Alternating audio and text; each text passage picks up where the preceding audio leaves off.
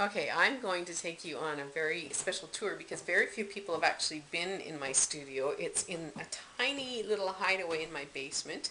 When you come down into my basement, normally most people would head that way into what is our family room. What very few people know is that hidden behind the stairs is a tiny hideaway that is mine, all mine. It's a former storage room that I converted into a studio slash office slash sanctuary, and it's full of all the good things that make me happy. You can see I've got, it's full, it's very full, but it is also very tiny. So one of my first tips is to have things within easy reach. Right here on the side is all of my art supplies. Over here on this shelf and over there on the side shelf. There's art paper in the back there. Down here is one of my critical pieces. It's a messy stack of old magazines. And old magazines are crucial to hang around if you like to do one of the things that I do. And I'm going to swing my chair over here and show you. Periodically I will do vision boards like this, where I just cut things out of magazines and create fun boards. So it's a great thing to have things handy, and if you just need a pause and you just need a little more focus, to just start tearing things out of magazines and taping them to a board and then hang them. And speaking of vision boarding, one of the funnest things I have ever done is turn my desktop into kind of a permanent vision board. What I did is when I moved into the space, I didn't have much of a desk and not a lot of space for a desk, as you can see. So we had an old computer desk. It was boring and old, and I just started decoupaging things onto it, and it is the funnest thing. One of the funnest things I've done. I've got a picture of my kids. I've got old playbills from a trip to New York City. I've got postcards from when I was in Africa. I've got things from family trips, even some old money from Bangladesh, I think, and Ethiopia. And some of these are paper dolls that my mom actually used to play with when she was a kid. And some handwritten poems that I did in university, and my international driver's license from when I backpacked around Europe and rented a car. And it is just so much fun. Decoupaging has become a bit of an addiction for me. As you can see, I have also decoupaged a pen holder and a business card holder, and I get a little carried away sometimes.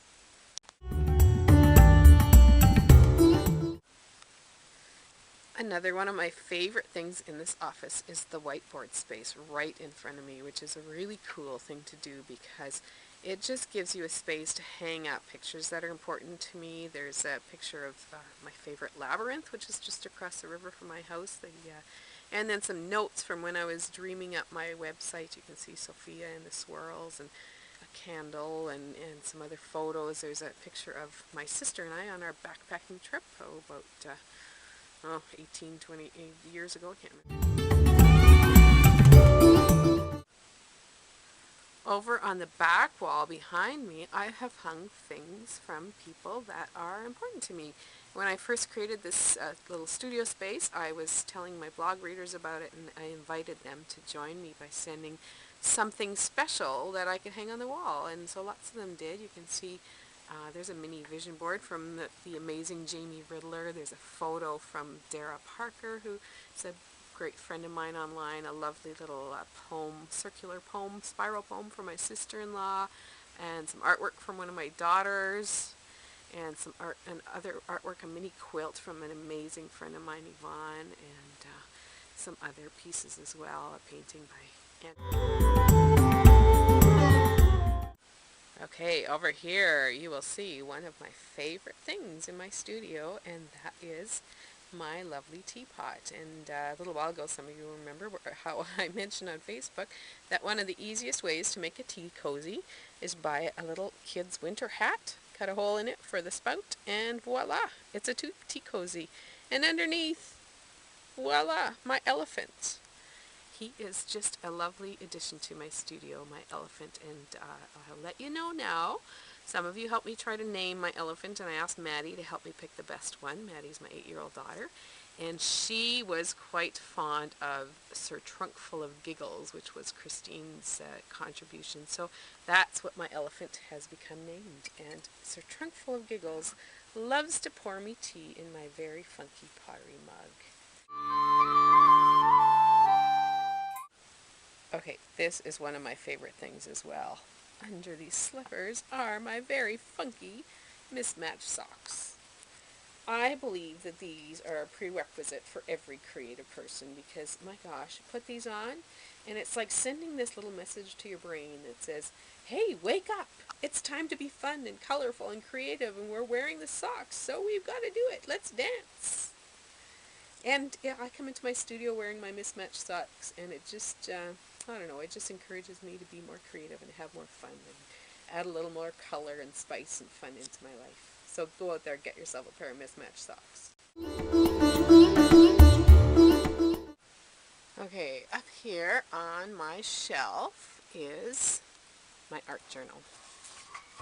And this is a lovely addition to anybody's life that wants to be creative. And it's not just for artists. Let me tell you, it is for anyone who wants to do creative, fun things. Get your mind going, throw some paint, cut out some pictures, do whatever you feel like doing and make it messy and fun and just throw stuff on there. And what I often do is I will create some kind of art on one side and then I'll do some journaling on the other side. Things that come to me as I create or things that this painting brings out in me. And it's really, really quite wonderful. I remember I taught a creativity course once with musicians, and one of these fellows who was a singer-songwriter told me he had such a great time making a collage and doing this kind of art journaling that he was going to incorporate it into his songwriting. So I would encourage you, do whatever, anytime. Just sit down and make some messy art, and it really, I think, will inspire you.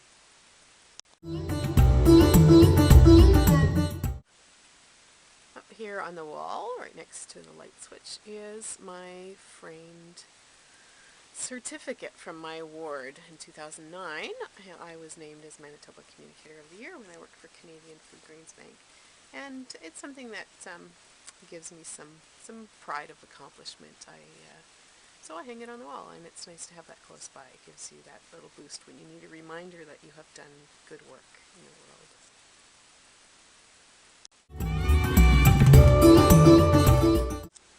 We are back out of my studio and back in the entryway of our house, and I wanted to show you this. My pride and joy. This was my first real painting after taking a watercolor class. I painted based on a photo I'd taken in Ethiopia, and still one of my greatest prides when it comes to my painting is this painting. So I went and got it professionally framed. That's actually my Christmas present from my husband and myself for Christmas this year. So I would highly encourage you, if you do something you're proud of, frame it. Hang it on your wall.